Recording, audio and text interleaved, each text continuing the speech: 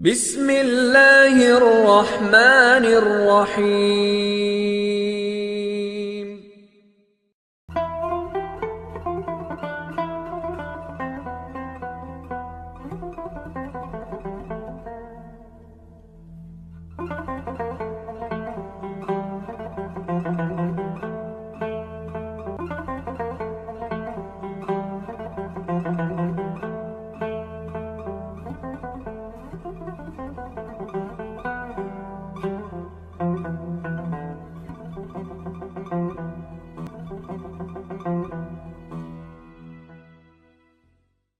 اعوذ باللہ من الشیطان الرجیم، بسم اللہ الرحمن الرحیم، الحمد للہ رب العالمین، وصلی اللہ علی محمد وآلہ الطیبین الطاہرین، اللہم صلی علی محمد وآل محمد وعجل فرجہم، لا سیما بقیت اللہ فی الارضین واللعنۃ الدائمۃ علی اعدائہم اجمعین، اما بعد فقد لقد قال رسول اللہ صلی اللہ علیہ وآلہ بسم اللہ الرحمن الرحیم، من مات ولم یعرف امام زمانہ مات میتۃ جاہلیہ۔ بسم اللہ الرحمن الرحیم، اللہم کل ولیک الحجۃ ابن الحسن صلواتک علیہ وعلی آبائہ فی هذه الساعۃ وفی کل ساعۃ ولیا وحافظا وقائدا وناصرا ودلیلا وعینا حتی تسکنہ ارضک طوعا وتمتعہ فیہا طویلا، اللہم صلی علی محمد وآل محمد وعجل فرجہم۔ ناظرین کرام، سلام علیکم ورحمۃ اللہ وبرکاتہ۔ ہم آپ کا اپنے اس پروگرام معرفت امام زمانہ عجل اللہ تعالی فرج الشریف اور ماہ رمضان میں خیر مقدم کرتے ہیں، اور ہم اپنے اس سلسلے کی 17ویں قسط کو لے کر کے حاضر ہوئے ہیں، اور دعائے افتتاح کے سلسلے سے ہماری گفتگو ہو رہی تھی۔ کل ہم نے اس مسئلے کو بیان کیا کہ دعائے افتتاح کا جو آخری حصہ بہرحال امام زمانہ عجل اللہ تعالی فرج الشریف سے مرتبط ہے۔ ہماری گفتگو یہاں تک پہنچی تھی کہ بار الہ ہمیں ان لوگوں میں قرار دے کہ جو لوگوں کو تیرے سبیل کی طرف، تیرے راستے کی طرف، تیری امام کی طرف، تیرے حجت کی طرف لوگوں کی رہنمائی کریں، لوگوں کی قیادت کریں، لوگوں کو بلائیں، جیسا کہ جناب یمنی رضوان اللہ تعالی علیہ، سید حسنی رضوان اللہ تعالی علیہ، یہ سارے وہ لوگ ہوں گے جو لشکروں کے قائد ہوں گے، امام علیہ السلام کی طرف لشکر کو لے کر کے آ رہے ہوں گے۔ اس کے بعد دعا کے جملے ہیں وَتَرْزُقْنَا بِهَا کرامت الدنیا والآخرہ، کہ بار الہ مجھے اس شے کے ذریعے سے، یعنی اگر شروع کے جملے پڑھے جائیں اللہم انا نرغب الیک فی دولت کریمت تعز بها الاسلام واہلہ، پھر یہاں فرماتے وَتَرْزُقْنَا بِهَا کرامت الدنیا والآخرہ، کہ بار الہ ایسی دولت کریمہ، ایسی عظیم حکومت، ایسی عدل و انصاف والی حکومت کہ آج ساری دنیا کو تمنا ہے، جستجو ہے کہ ایسی گورنمنٹ ہو، ایسی حکومت ہو، ایسی سلطنت ہو جس میں عدل و انصاف ہو، جس میں ظلم و جور نہ ہو، کسی کے اوپر ظلم نہ کیا جائے، حق تلفی نہ ہو، کسی کے حق کو نہ مارا جائے، جس نے جو کیا ہو، اچھا کیا ہو تو اچھے کے مطابق اس کو انعامات دیے جائیں، اس کو اس کے عمل کی جزا دیا جائے، برا اگر کیا ہو تو کوئی بھی ہو کرنے والا اس کی سزا دیا جائے۔ امام زمانہ عجل اللہ تعالی فرج الشریف سے پہلے جتنی بھی حکومتیں قائم ہوں گی اس میں یہ چیزیں متصور نہیں ہیں، یہ چیزیں اس میں نہیں ہو سکتی ہیں، اور اسی وجہ سے بعض حدیثوں میں ہے کہ امام علیہ السلام کی آمد سے پہلے، ظہور سے پہلے، ظاہری حکومت سے پہلے سب کو موقع دیا جائے گا کہ آؤ اور آ کے اپنی اپنی حکومت بنا لو، آؤ اور آ کر کے حکومت کر لو۔ کل یہ کہنے کو نہ رہ جائے کہ ہم اگر حکومت کرتے تو ایسے ہی حکومت کر لیتے، تو سب ظہور سے پہلے حکومت کریں گے، بادشاہت قائم کریں گے، اپنی گورنمنٹ اپنی اپنی بنائیں گے، لیکن جس کے لیے عالم انسانیت پریشان ہے، جس کی تمنا قرآن مجید کی ہے کہ عدل و انصاف کی حکومت ہو، 1,24,000 انبیاء علیہ السلام کی ہے، ائمہ طاہرین معصومین علیہ السلام کی، جس حکومت کی جسے کہا جائے کہ تمنا ہے، جس حکومت کے لیے سب دعا کر رہے ہیں، وہ دولت کون سی؟ صرف امام زمانہ عجل اللہ تعالیٰ فرجہ الشریف کی حکومت ہے۔ باقی کوئی بھی حکومت بنا لے، کیسے بھی کر لے، کیا بھی نہ کر لے، مثلا جو اس کے بس میں ہو وہ کر سکے، لیکن وہ چیز جسے ہم کہیں کہ عدل پروردگار ہمیں دکھے، وہ فقط امام زمانہ عجل اللہ تعالیٰ فرجہ الشریف کے ذریعے سے ممکن ہے۔ یہ تو ہو سکتا ہے کہ انسان کوئی حکومت بنائے، کچھ اس طریقے سے کرے کہ امام علیہ السلام کی مدد اور ان کی نصرت کے لیے کوئی نظام لے کر کے آئے، کوئی قانون لے کر کے آئے، یہ ایک دوسرا مسئلہ ہے۔ بات ہماری ہو رہی ہے کہ ایسی حکومت جو امام زمانہ عجل اللہ تعالیٰ فرجہ الشریف کی ہے، وہ امام سے پہلے کوئی بھی اس حکومت کو قائم نہیں کر سکتا، وہ قوانین نافذ نہیں ہو سکتے۔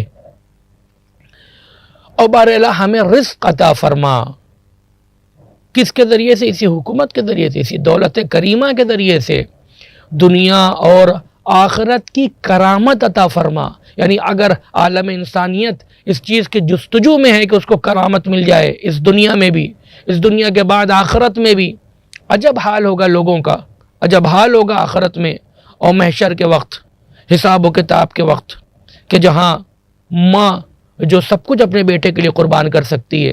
ماں اپنے بیٹے سے بھاگ رہی ہوگی، بیٹا ماں سے بھاگ رہا ہوگا، بھائی بھائی سے بھاگ رہا ہوگا، باپ اپنی اولاد سے بھاگ رہا ہوگا، اولاد اپنے باپ سے بھاگ رہا ہوگا۔ قرآن مجید میں آیتیں موجود ہیں۔ اس عظیم جہاں کوئی پرسان حال نہ ہوگا، وہاں کون سی چیز کام آئے گی؟ ولایت۔ وہاں کون سی چیز سہارا دے گی؟ امامت۔ وہاں کون سی چیز ہمیں فائدہ پہنچائے گی؟ کون سی چیز ہمارے پرسان حال ہوگی؟ اہل بیت عصمت و طہارت علیہم السلام۔ یہی 14 معصومین علیہم السلام وہاں پر جیسے یہاں کام آ رہے ہیں وہی کام آئیں گے، ان کے علاوہ کوئی بھی کام نہیں آئے گا۔ اور یہ کیوں؟ کوئی اگر سوال کرے کہ یہی کیوں، تو اس کا جواب ہے کہ یہ اللہ کی مشیت ہے، یہ اللہ کا قانون ہے، یہ پروردگار عالم نے سلسلہ اور سسٹم بنا کر کے رکھا ہے، جو اہل بیت اطہار علیہم السلام کی اوتھینٹک روایات سے سمجھ میں آتا ہے، اور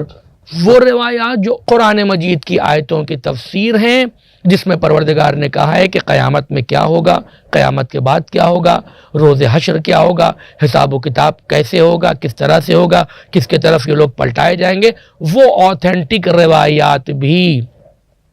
اگر انسان اس کو تعویل کہتا ہے تو تعویل کہتا ہے، تب بھی کوئی مسئلہ نہیں، لیکن درست تفسیر قرآن مجید کی وہی ہے، اور اوتھینٹک اور معتبر حدیث اور روایات ہیں۔ تو جیسے وہ یہاں کام آ رہے ہیں، جیسے وہ نبیوں کے کام آئے، ویسے آخرت کے اس ہولناک اور عظیم مرحلے کے اوپر بھی بندگان خدا کی، جو واقعاً پروردگار کے بندے ہیں، جو اس طریقے سے توحید کے تصور کو اور توحید کو تسلیم کر رہے ہیں جس طریقے سے اللہ چاہتا ہے، وہاں پر اہل بیت علیہ السلام ہی، ائمہ معصومین علیہ السلام ہی اس کی مدد اور نصرت کریں گے۔ تو یہ جو جملہ ہے ترزقنا بہا کرامت الدنیا والآخرہ کے بارے اللہ اس عظیم حکومت کے ذریعے سے ہمیں دنیا اور آخرت کی کرامت عطا فرما۔ تو یہ کون سی دولت ہے؟ امام زمانہ عجل اللہ تعالی فرجہ الشریف کی حکومت اور سلطنت ہوگی۔ اللہم ما عرفتنا من الحق فحملنا وما قصرنا عنہ فبلغنا۔ دیکھیے یہ جملہ بھی حدیث کا، اس دعا کا دلیل ہے، جیسا کہ ہم نے اپنے اسی پروگرام میں بیان کیا کہ پروردگار عالم کی معرفت یا اہل بیت اطہار علیہ السلام کی معرفت اختیاری نہیں ہے، ہمارے اختیار میں نہیں ہے کہ ہم یہ کہیں کہ ہمارے پاس قانون ہے جسے ہم دو کریں گے اور 4 ہو جائے گا پلس میں ہمارے پاس، اور ہمارے پاس معرفت آ جائے گی، گارنٹی نہیں۔ ہاں قرینے ہمارے پاس، ہم اس کے لیے کتابوں کو پڑھیں گے، ہم اس کے لیے قرآن مجید کو پڑھیں گے، اہل بیت علیہ السلام کی روایات اور احادیث کو پڑھیں گے، واقعات کو دیکھیں گے، تاریخ کو دیکھیں گے، مثلا جو اہل بیت علیہ السلام نے بیان کیے، اس تاریخ اور ہسٹری کو دیکھیں گے، علماء کے بیانات کو دیکھیں گے، مراجع کرام کا سہارا لیں گے، علماء کا سہارا لیں گے، جس کے ذریعے سے امام علیہ السلام کی اور پروردگار عالم کی معرفت ہوگی۔ تو یہ ایک ذریعہ اور صرف قرینہ ہے، ہم اس کے بعد گارنٹی نہیں لے سکتے 100% کہ میں معرفت ہو ہی جائے گی۔ تو عرض کیا آپ کے سامنے کہ معرفت پروردگار عالم کا کام ہے. پروردگار جسے چاہتا ہے معرفت عطا کرتا ہے. ہاں ہمیں جستجو کرنا ہے, ہمیں تلاش کرنا ہے, ہمیں اس کے لیے نکلنا ہے, ہمیں اس کے لیے اپنے ذہنوں پر, اپنے دماغوں پر, اپنے وجود پر جو غبار ہے اس غبار کو صاف کرنا, یہ ہماری ذمہ داری ہے. ہماری ذمہ داری ہے کہ ہم عبودیت اور تسلیم سے پیش آئیں, سر تسلیم کو خم کر دیں اہل بیت علیہ السلام کے سامنے, تاکہ پروردگار عالم ہمیں معرفت عطا کر دے. تو ہمارا یہ کام ہے. اور اس کی بہت سی دلیلیں میں نے عرض کی تھی کہ بہت سی دلیلیں ہیں اور اس موقع پر بیان نہیں کر پائے تھے. تو ان دلیلوں میں سے ایک دلیل یہ بھی ہے کہ امام علیہ السلام دعا افتتاح میں کیا فرما رہے ہیں, بار الہ حق کی جو معرفت تو نے عطا کی ہے ہمیں, ما عرفتنا من الحق فحملنا, جو تو نے حق کی معرفت ہمیں عطا کی ہے اس کے لیے ہمیں یہ توفیق بھی عطا کر کہ ہم اسے برداشت بھی کر سکیں, ہم اس سے تحمل بھی کر سکیں. دو چیزیں ہیں, ایک ہے اہل بیت علیہ السلام کی معرفت, اور دوسرا اسی کے ساتھ ساتھ جیسے کہ عرض کیا تھا جب تسلیم ہوگی, تسلیم ہمارے پاس ہے تو معرفت آئے گی. تو ایسا نہیں کہ معرفت کے بعد تسلیم کا ختم ہو گیا, نہ, جیسے جیسے معرفت کا درجہ بڑھتا جائے گا اتنی ہی تسلیم کا بھی ہونا اور بڑھنا ضروری ہے. لیکن اگر خدا نخواستہ یہ ہو گیا کہ ہمارے پاس معرفت مثلا 10 درجے کی ہے اور تسلیم 9 درجہ ہے, تو پھر ہم مشکل میں پڑ جائیں گے. کوئی نہ کوئی ایسا موقع آ سکتا ہے جہاں پر ہم پیچھے ہٹ جائیں گے, میرے قدم پیچھے ہٹ جائیں گے. حالانکہ خود جناب سلمان رضوان اللہ تعالی علیہ کے ساتھ یہ ہوا ہے. یعنی لوگوں میں سب سے زیادہ معرفت کس کو, اگر کوئی نام لیا جائے اس زمانے میں پیغمبر صلی اللہ علیہ وآلہ کے مولا کائنات علیہ السلام کے زمانے میں جناب سلمان رضوان اللہ تعالی علیہ, لیکن ان کے لیے بھی روایت پائی جاتی ہے لقد حاس حیستن یا لقد جاس جیستن, تھوڑی دیر کے لیے جناب سلمان کے دل میں بھی وہ چیز آ گئی. اب یہاں سے بعض لوگ متحیر ہیں, بعض یہ کہنے پہ مجبور ہو گئے کہ نہیں جناب سلمان سب سے افضل نہیں ہے, دوسری شخصیتیں ہیں, مثلا جناب مقداد ہیں. اور یہ بہت تفصیلی گفتگو ہے کہ بس آ گئی تو بس مختصر سا اشارہ کر کے گزر رہے ہیں, کہ اپنے موضوع سے خارج نہ ہو جائیں. پھر کبھی اگر موقع ہوا تو انشاءاللہ دیکھا جائے گا اس کو. تو اب یہ جو جناب سلمان کا مسئلہ تھا وہ یہی تھا, جیسا کہ بعض علماء اور مراجع کرام نے روایات کی روشنی میں اس کو حل کرنے کی کوشش کی. تسلیم کا معاملہ تھا, معرفت تو قطعاً سب سے زیادہ تھی. چونکہ امام کیا کہہ رہے ہیں, جب لوگوں نے پوچھا مولا جناب سلمان, مولا جناب ابو ذر, مولا جناب فلاں, تو امام نے کہا دیکھو اگر کسی ایسے کے بارے میں پوچھنا چاہتے ہو جس کو بالکل تردید نہیں ہوئی, جو بالکل اپنے جگہ کے اوپر کھڑا ہوا تھا, تو وہ جناب مقداد ہیں. جناب مقداد کا نام بعد میں آتا ہے, پہلے جناب سلمان ہے, جناب ابو ذر ہے, پوری تفصیل اس کے بعد تیسرے چوتھے پانچویں نمبر پہ جناب مقداد کا نام آتا ہے. امام نے کہا دیکھو جو بالکل اپنی جگہ سے متزلزل نہیں وہ جناب مقداد ہیں. کوئی اس روایت کی بنیاد پر یہ نہیں کہہ سکتا کہ جناب سلمان سے افضل ہیں جناب مقداد. پھر کیا ہوا, نہ ہم یہ کہیں گے کہ ہم نے بھائی ایک قانون بن گیا ہے, محکم روایات ہے کہ جناب سلمان افضل ہیں, لہٰذا ہم کہتے ہیں یہ روایت ضعیف ہے. نہ, یہ روایت درست ہے اپنی جگہ کے اوپر, اور وہ بھی درست ہے کہ یہ افضل ہے, وہ روایات بھی درست ہیں کہ جناب سلمان رضوان اللہ تعالی علیہ کے بعد سب سے زیادہ معرفت ہے, حتیٰ کہ جناب ابو ذر رضوان اللہ تعالی علیہ سے بھی. تو کیا کریں, اس کا جواب ہم ایسے ہی دیں گے کہ جو فرق تھا تسلیم کا فرق تھا. جناب مقداد کے پاس 4 درجے کی معرفت تھی تو تسلیم بھی 4 درجے کی ہے. معرفت جناب سلمان کے 4 درجے کی زیادہ نہیں ہے, یہ میں مثال کے طور پر عرض کر رہا ہوں. 4 درجہ, جتنی معرفت اتنی تسلیم ہے. تو یہ بھی بہت ضروری ہوتا ہے کہ انسان کا جیسے جیسے معرفت کا لیول بڑھے ویسے ویسے تسلیم کا لیول بھی بڑھنا چاہیے, نہیں تو دقتیں آ سکتی ہیں, جیسا کہ ہم نے تاریخ میں اس چیز کو مشاہدہ کیا. تو ہم دعا کیا کرتے ہیں, دعا افتتاح میں کہ بار الہ حق کی جو معرفت تو نے عطا فرما دی ہے اسے ہمیں تحمل کی بھی قوت عطا فرما, ہم اسے برداشت بھی کر سکے, ہم اسے اٹھا بھی سکے, اور جس میں میری کوتاہی اور تقصیر ہے اس کو کیا کر بار الہ مجھے اور عطا کر دے. جہاں مجھے پہنچنا چاہیے تھا میں نہیں پہنچ پایا اپنے برے اعمال کے سبب, یا میرا بیک گراؤنڈ میں جو بھی دقتیں رہی ہوں اس دنیا میں یا اس دنیا میں, عالم ذر, عالم میثاق, عالم طینت میں, اس دنیا میں بھیجے جانے سے پہلے عالم ارواح میں جو بھی دقت ہو بار الہ کسی بھی قسم کی اس کو دور فرما, برطرف فرما, کہ جو میرے یہاں تقصیر اس کو دور کر لیا جائے. اور ہم لوگ کس جملے پہ لڑتے ہیں, ایک آدمی کہہ رہا ہے کہ تم غالی ہو, دوسرا آدمی کہہ رہا ہے تم مقصر ہو. نتیجہ کس کے پاس ہے؟ جواب کس کے پاس ہے؟ حل کس کے پاس ہے؟ کسی کے پاس نہیں ہے۔ یہ ان کو برا کہہ رہے ہیں، ہم ان کو برا کہہ رہے ہیں، ہم ان کو برا کہہ رہے ہیں، وہ ہم کو برا کہہ رہے ہیں۔ لیکن اگر ہمارے یہاں خدا نہ کردہ غلو جیسی چیز پائی جاتی ہے تو ہمیں اپنی اصلاح کرنی چاہیے، چونکہ غالی جہنمی ہے۔ غالی کا تعلق اہل بیت علیہ السلام سے نہیں ہے، غلو کرنے والے کا۔ اور غلو کی درست تعریف قرآن مجید کی آیات، روایات، عقل کی روشنی میں یہی ہے۔ غلو یعنی اہل بیت علیہ السلام کو اللہ سمجھ لینا، اس کے نیچے غلو نہیں ہے۔ ٹھیک ہے، علامہ مجلسی رحمۃ اللہ علیہ نے لکھا، شیخ مفید رحمۃ اللہ علیہ نے لکھا، شیخ صدوق رحمۃ اللہ علیہ نے لکھا، ابھی گزشتہ 2-3 قسطوں میں اس مسئلے کو بیان کر چکا ہوں کہ علماء نے جو بیان کیا ہے، ہمارے روات نے، محدثین نے،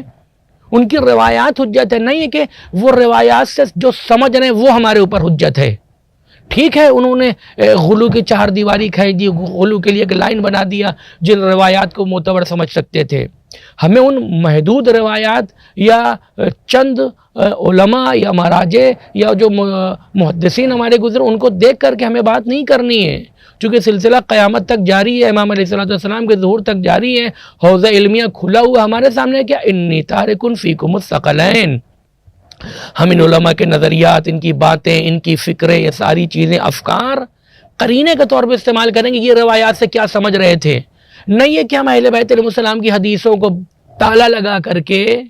بند کر کے، صندوق میں، الماریوں میں رکھ کر کے ہم یہ کہیں کہ یہ جو سن چکے ہیں ہمیں اسی کو سمجھنا ہے اور اسی کو آگے بڑھانا ہے، تو یہ کسی کی ذمہ داری نہیں ہے۔ اور جو ایسا کرے گا اشتباہ کرے گا۔ کیا کہا؟ انی تارک فیکم الثقلین کتاب اللہ وعطرتی اہل بیتی علیہم السلام۔ تو اب یہ جو مسئلہ ہے، ٹھیک ہے، غلو کو انہوں نے تعریف کی ہوگی، ان کے پاس دلیل ہے، وہ جواب دیں گے۔ ہم جو مسئلہ آپ کے سامنے بیان کر رہے ہیں، ہم نے پہلے ہی کہہ دیا کہ قرآن، حدیث اور عقل کے موافق بھی ہے۔ اگر انسان عقل کے پیمانے پہ بھی اس چیز کو تولنا چاہے، حالانکہ ہم نے عرض کیا ہمیں عقل کی ضرورت نہیں ہے، عقل کی اس معنی میں ضرورت نہیں ہے کہ قرآن و حدیث کے مقابلے میں، حالانکہ عقل کو تو ہر انسان کو ضرورت، اگر عقل نہ ہوگی، کوئی انسان پاگل اور دیوانہ ہوگا تو حدیث اور قرآن کو کیا سمجھے گا؟ تو عقل دی ہی اس لیے گئی ہے کہ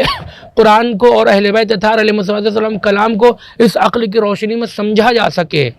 نہیں ہے کہ قرآن اور حدیث کے مقابلے میں ہم عقل کو استعمال کریں۔ لیکن وہ لوگ جو عقل کے قانون کو مانتے ہیں یا کوئی تیسری چیز مانتے ہیں، ان کے لیے بھی احتجاجاً عقل کے مطابق بھی یہ مسئلہ موجود ہے۔ اس کی تفصیل ہے پوری، اگر کبھی غلو اور تقصیر کے ٹاپک کے اوپر گفتگو ہوگی، کوئی پروگرام ہوگا تو وہاں بہت تفصیل سے وہ دونوں طریقے کے روایات آپ کے سامنے پیش کریں گے۔ تو ٹھیک ہے، بعض علماء کا نظریہ، علامہ مجلسی رحمۃ اللہ علیہ کا، شیخ عاملی رحمہ، انہوں نے سب لکھا ہے اور سب کو پتہ ہے کیا کیا لکھا ہے، کس نے کتاب میں لکھا ہے۔ کسی کی تردید یا کسی کا جواب یا کسی کا اشکال بیان کرنے کا مقصد نہیں ہے، صرف آپ کے سامنے اس وجہ سے بیان کر دیا تاکہ آپ کو بھی خبر ہو، کہ انشاءاللہ خبر ہوگی، اور آپ کو یہ پتہ ہو کہ اگر کوئی انسان گفتگو کر رہا ہے تو اس کو بھی پتہ ہے کہ بعض لوگوں نے کیا لکھا ہے غلو کے لیے، غلو کی کیا تعریف کی ہے۔ تو میں نے جو آپ کے سامنے تعریف کی، قرآن مجید، روایات، آیات اور عقل کے روشنی میں کی، بلکہ میں نے نہیں کی، اس تعریف کو علماء اور مراجع نے ہی قرآن اور حدیث اور کی روشنی میں کی ہے، اور میں نے آپ کے سامنے بیان کر دیا ہے بس۔ تو غلو کیا ہے؟ غلو یعنی اہل بیت علیہ السلام کو خدا سمجھ لینا، اہل بیت علیہ السلام کو اللہ سمجھ لینا، یہ غلو ہے۔ اس کے بعد کیا غلو ہے؟ بہرحال میں نے عرض کیا کہ وقت نہیں ہے کہ اس موضوع پر گفتگو کی جائے، لیکن اگر آپ حضرات کے سوالات ہوں گے تو آپ بالکل سوال کریں، جس طریقے سے چاہیں سوال کریں، اور مفصل اس کے اوپر گفتگو ہوگی انشاءاللہ، تاکہ اگر آپ کو جو اشکالات ہیں ان کتابوں کی روشنی میں، غلو کی دوسری تعریفوں کے وجہ سے، اور یہ جو تعریف آپ کے سامنے پیش کی جا رہی ہے اس کی وجہ سے، تو وہ چیزیں واضح ہو سکیں۔ تو عرض کر رہے تھے کہ اگر انسان غالی ہوگا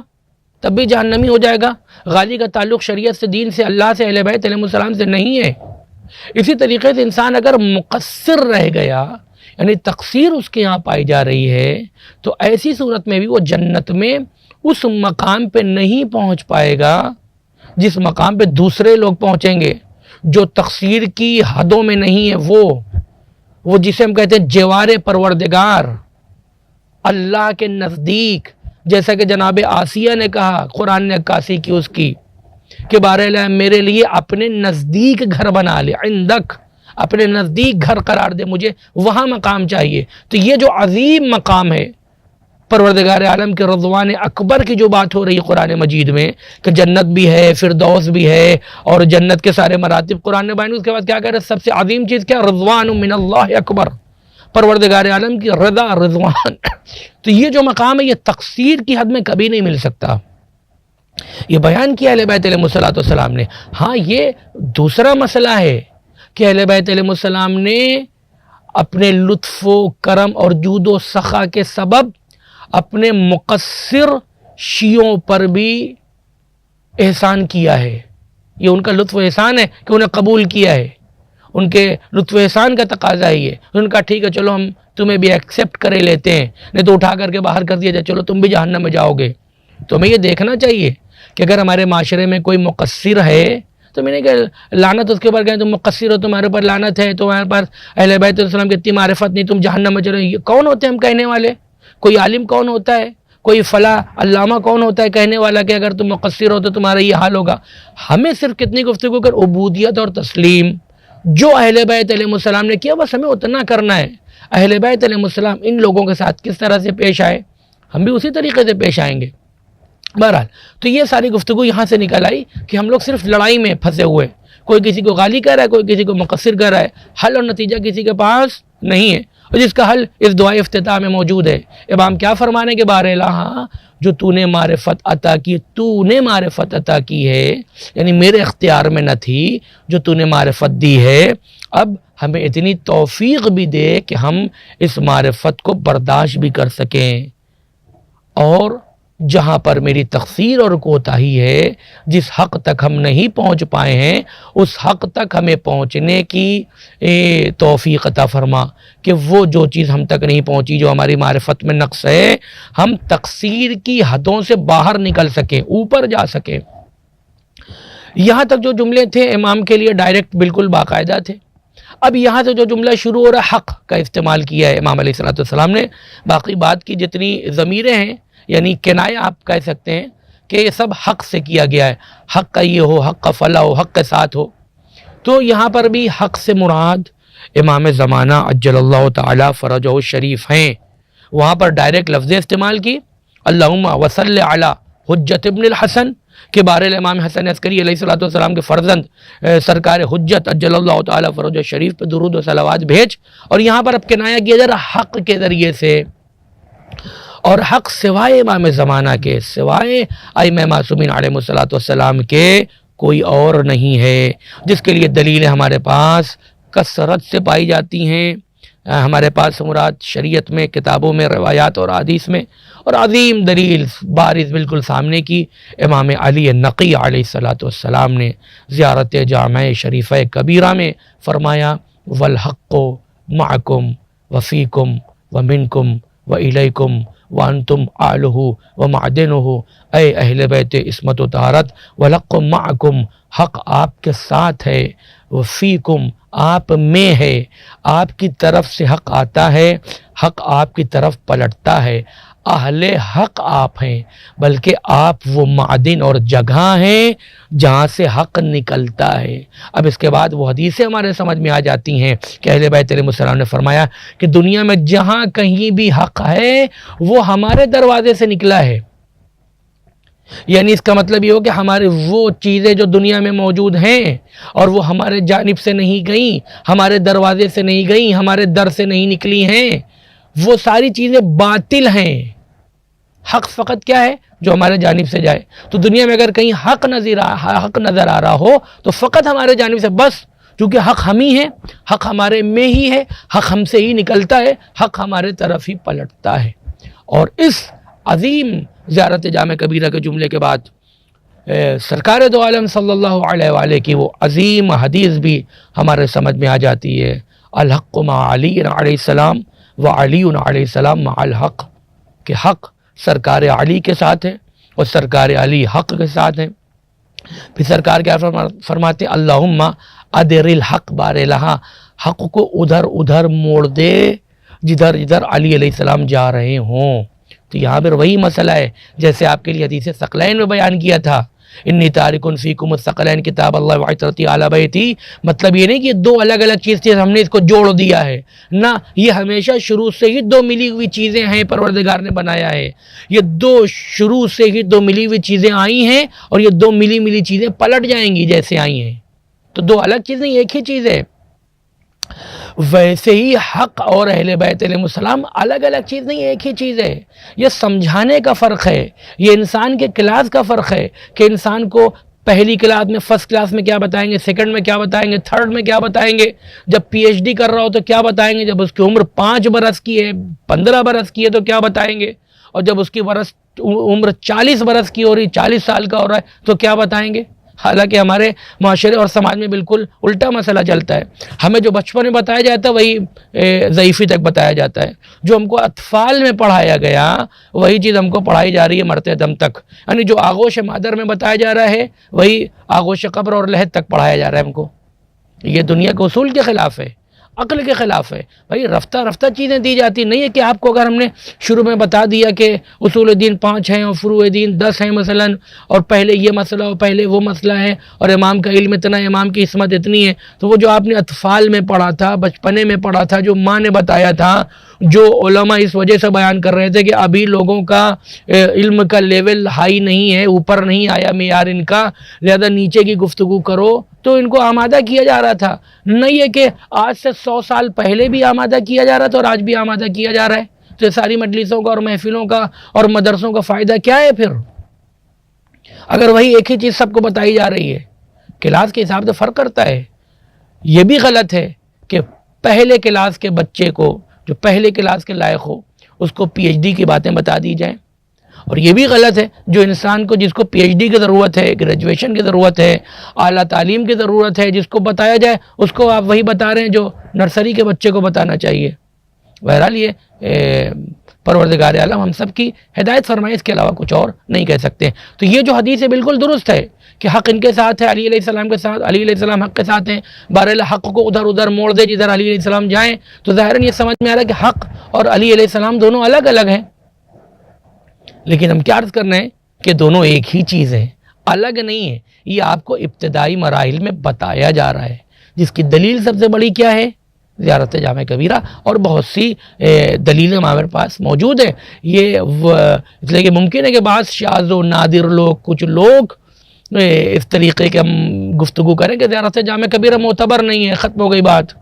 بعض ہمارے علماء و مراجع نے کہا زیارت جامع کبیرہ معتبر نہیں ہے، ہو سکتا ہے انسان کہ پھر آپ کون سی دلیل دے رہے ہیں، تو ٹھیک ہے، جہاں یہ ہے وہاں ان کے علاوہ بعض علماء مراجع ایسے ہیں، یا ہم یہ کہہ سکتے ہیں کہ ان کی تعداد ان کے مقابلے میں زیادہ ہے، جو یہ کہتے ہیں کہ زیارت جامع کبیرہ معتبر زیارت ہے، اور علماء کی لمبی چوڑی تفصیل ہے کہ اگر زیارت جامع کبیرہ کے اوپر گفتگو ہو تو اس کے سند کے اوپر، اس کے مضمون کے اوپر، اس کے دلیل کے اوپر، اس کے مدلول کے اوپر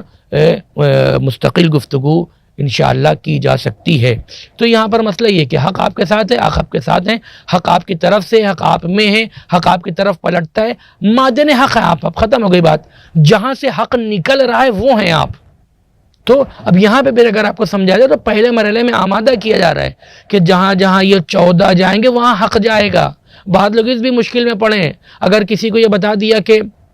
رسول اللہ صلی اللہ علیہ وسلم فرمایا کہ انا مدینۃ العلم وعلی بابھا، کہ میں شہر علم ہوں اور علی علیہ السلام اس کے دروازے ہیں، تو کہتے ہیں صرف علی علیہ السلام، بلکہ اس کا درست ترجمہ کیا، علی علیہ السلام اور جو ان کے علاوہ 12 معصومین علیہ السلام ہیں، یہ سب اسی شہر علم کا دروازہ ہیں۔ بعض لوگ کہتے ہیں نہیں صرف علی علیہ السلام کے لیے، ویسے یہاں پر ہے کہ صرف علی علیہ السلام کے لیے نہیں ہے کہ سرکار فرما رہے کہ بہرحال جہاں جہاں علی جائیں وہاں حق کو موڑ دینا، نہ، سرکار علی علیہ السلام کے ساتھ ساتھ 13 معصومین اور جو ہیں، یعنی رسول اللہ صلی اللہ علیہ وآلہ اور جناب فاطمہ سلام اللہ علیہ سے لے کر کے امام زمانہ عجل اللہ تعالیٰ فرجہ الشریف تک، ان سب کی یہی کیفیت ہے بالکل، وَالْحَقُّ مَعَكُمْ وَفِيكُمْ وَمِنْكُمْ وَإِلَيْكُمْ وَأَنْتُمْ أَهْلُهُ وَمَعْدِنُهُ، جہاں جہاں یہ جائیں گے وہاں حق جائے گا۔ تو اب اگر امام حسین علیہ السلام کربلا میں تھے تو کربلا میں حق امام حسین علیہ السلام کے ساتھ تھا۔ امام حسین علیہ السلام نے اگر کسی مقام کے اوپر کسی سے صلح کی ہے، حالانکہ یہ لفظیں غیر مناسب ہیں، درست نہیں ہے، چونکہ امام حسن علیہ السلام نے صلح نہیں کی تھی، وہ صلح نہیں تھی۔ صلح میں یہ ہوتا ہے کہ ہم سرنڈر کر رہے ہیں، ہم آپ کی شرطوں کو مان رہے ہیں، ہم آپ کا سب کچھ مانتے چلے جا رہے ہیں، لیکن اگر اس صلح نامے کو پڑھیے تو امام حسن علیہ السلام نے کیا مانا ہے، سوائے اس کے کہ اس سامنے والے سے منوایا ہے ساری چیزیں، جسے عربی میں صلح نہیں بلکہ ہدنہ کہتے، ہدنہ ہے، صلح نہیں ہے یہ۔ بہرحال لیکن اگر یہ صلح کی لفظ بھی استعمال کیا جائے تو اگر امام حسن علیہ السلام اس طرف ہیں تو حق ان کے ساتھ ہے۔ یہ جتنی جنگیں ہیں جہاں بھی مولا کائنات علیہ السلام جس سے بھی لڑ رہے ہوں، ہمیں یہ دیکھنے کی ضرورت نہیں ہے کہ حق ان کے ساتھ ہے کہ ان کے ساتھ ہے کہ حق اس کے ساتھ ہے۔ رسول اللہ صلی اللہ علیہ وآلہ کو اگر ہم مانتے ہیں، اگر ان کو جانتے ہیں تو وہ کہہ چکے جدھر علی علیہ السلام حق ادھر ہیں، اور جدھر علی علیہ السلام نہیں ادھر باطل ہے۔ جدھر باطل ہے نہ ہمیں اس طرف جانا ہے، نہ ہمیں اس سے محبت کرنا ہے، نہ ہمیں اس سے نزدیکی کرنی۔ کیوں؟ چونکہ اگر باطل کی طرف جانے کا مطلب ہے کہ ہم رسول اللہ سے دور ہو گئے، باطل کی طرف جانے کا مطلب ہے کہ ہم اللہ سے دور ہو گئے، باطل کی طرف جانے کا مطلب ہے ہم دین سے دور ہو گئے، ولو یہ کہ وہ باطل نبی کا بیٹا ہی کیوں نہ ہو۔ تو بہرحال جو تو نے ہمیں معرفت عطا فرمائی ہے اس کے تحمل کی قوت عطا فرما، اور جس میں تقصیر ہے جہاں ہم نہیں پہنچ پائے، جو معرفت ہمیں عطا نہیں ہوئی، بہرحال وہ معرفت ہمیں عطا فرما دے۔ اور بہرحال یہ کوشش کی جا رہی ہے لیکن بعد سے بات نکل جاتی ہے کہ زیادہ ان جملوں کی توضیح اور تشریح نہ کی جائے۔ انشاءاللہ آئندے سے مزید اس کا خیال رکھا جائے گا، اور ہمارا وقت ختم ہوتا ہے، ہم آپ حضرات سے اجازت چاہتے ہیں۔ والسلام علیکم ورحمۃ اللہ وبرکاتہ۔